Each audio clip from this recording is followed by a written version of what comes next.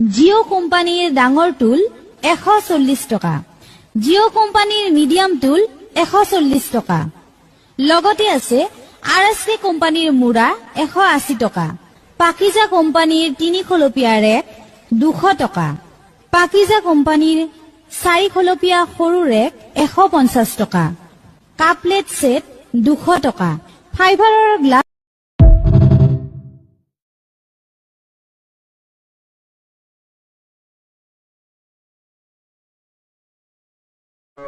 जाय मानसिया दासिमबो नोंनि मोनसेबो फट'खौनो डिलीटखौनो खालामनो हायाखै, अब्ला बियो गावनि गोसोनिफ्राय नोंखौ बोरै बावगारलांनो हागोन?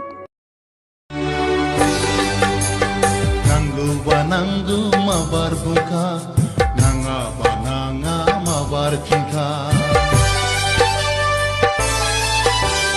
नांगौबा नांगौ माबार बुंखा, नाङाबा नाङा माबार खिन्था। उन सिगांनि बाथ्रा गैया, उन सिगांनि बाथ्रा गैया। बै समाव